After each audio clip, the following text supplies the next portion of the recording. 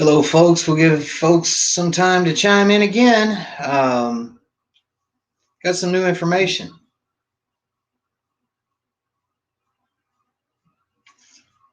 Anybody that's watching, please share this out to any place that you can, please. All right. Just got information from Beth that they had gotten in touch with a detective and they had all the information needed to proceed with an Amber Alert, but the DA in the jurisdiction where it's necessary has refused to escalate it to that level. They're still calling her a runaway.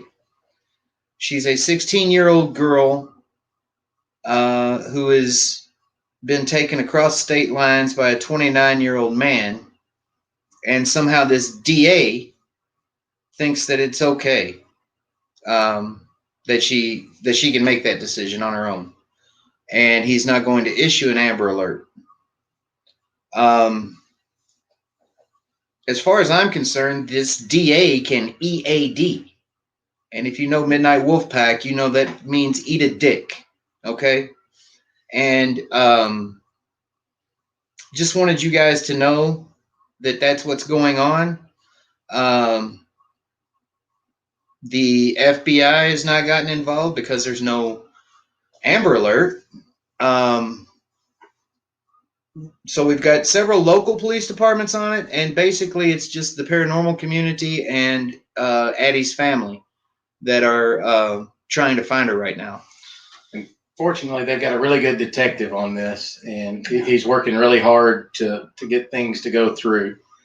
I think some news come out earlier that the age of 16 in the state of Georgia is old enough for consent. Yeah.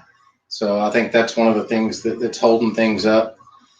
But from also what I understand as far as that law goes, if the minor is still in touch with the parents, it's considered a runaway, or everything is under that consent law. To my understanding, they have not heard from Addie in the last 24 to 48 hours. Yeah. So that's when it gets into a missing person. Yeah. So in other words, there's no reason why an Amber Alert can't be issued in this case, but we have a DA who doesn't have a brain, apparently. If you know me, you know I'm a big supporter of law enforcement. I've got family in law enforcement, family that was law enforcement, a lot of friends in the law enforcement community. I'd say that this is not in their hands. A DA is nothing but an attorney, and we know how they are. So, yes, Denise, I believe Addie does have her phone with her, but they're unable to ping it for whatever reason. The last I heard, they can't ping it anywhere. It might be shut off or have the tracking shut off, whatever. I don't know. But they have gone that route as well. They're doing everything that they can. Like I say, Beth has gotten in contact with like Todd said, a good detective who's doing all that he can. Yeah, very thankful for that, man. But it is something that people above the badge make calls on this kind of thing, and those are people that run for office a lot of times and have to get reelected and that kind of thing. And this bastard doesn't need to get reelected, just based on this solely, if you ask me. But anything that you guys can do, I know we've asked this now 4 or 5 times over the past 24 hours, but anything that you guys can do to help in this case, we'd really appreciate it. This is a young girl that has, she's been misled by an older, manipulating pedophile predator, and by all accounts, she's a good girl. She's homeschooled, smart girl, and comes from a good family. And this situation needs to be resolved quickly. The longer that she's gone, the more danger she's in, of course, and the further away they can get. We did hear earlier that Border Patrol had the information and was going to be on the lookout for him if they tried to cross the border. And so, hopefully they don't try to cross. Well, hopefully they do try to cross the border, actually, if Border Patrol is actually looking.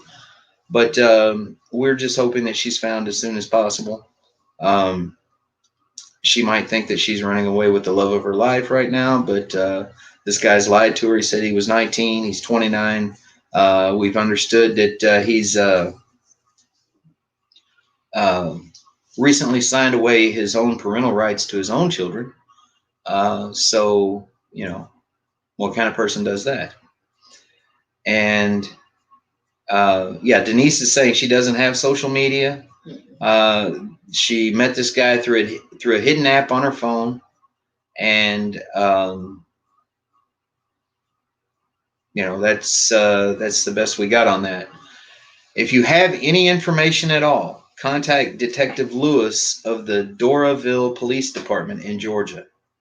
Detective Lewis with the Doraville Police Department in Georgia. He's doing all he can, and if you get any information whatsoever, please pass it on to him. And I wouldn't hesitate to call and blow the DA's office up too. With phone calls. Exactly. I mean, if you're in that area, especially if you're in that area, I mean, call the DA's office, let them know what you think. And like Ernie said, these guys are up for re-election soon. Yeah.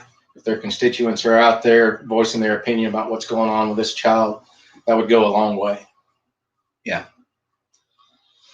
So anyway, I didn't introduce these two. Yeah. I got the Todd Eskew and Leanne Eskew. They just got to the Pack Estate here. We're going to be heading up the hill here shortly to Waverly as soon as we get a lull in activity here. But stuff's coming in kind of fast and furious right now on this search for Addie. And we're trying to do all we can to make sure that that's the information gets passed on so that she can be found safely soon. But I don't know. Sherry, if you didn't catch the beginning of this, the DA, the local DA, has denied the Amber Alert as of right now. So that's what we're talking about. That's why I came on, was to spread the word and put this DA on blast, basically, that he doesn't have a clue what the hell he's doing. And that he's not doing this young lady any justice whatsoever. So, hey, DA, if you're watching, my name's Ernie Pack, and I said it, and I'll say it again. You suck. Okay? Yes. So anyway, folks, do what you can. The GoFundMe account, you can still use your help. I know that money's been coming in, and we really appreciate all that you're doing. But we don't know how long this is going to last, and I know the family can use all they can get at this time because they're traveling halfway across the country to try to find their daughter and niece. We do have some good news, as we've been contacted by a few truck drivers. Yes, and I want to thank Bart Costa for getting the word out. Everybody that's getting the word out. He's going to actually put it out to all the truck drivers. Anybody that he can, any of you guys, just get it out there. We greatly appreciate it. And I might suggest, if anybody knows any of the local motorcycle gangs in the Texas area, get this information out to them if you can. Because I know a lot of those guys that are in those clubs. We've all seen what happens when it's time for Toys for Tots and that kind of thing, how the bikers can come together for children. So I know those guys step up well. So if anybody has any contacts with anybody between Georgia and Texas, please get them involved. Get everybody, any kind of group that you can possibly get involved, get them involved. Absolutely. So again, we thank you, and just do what you can. Keep praying. And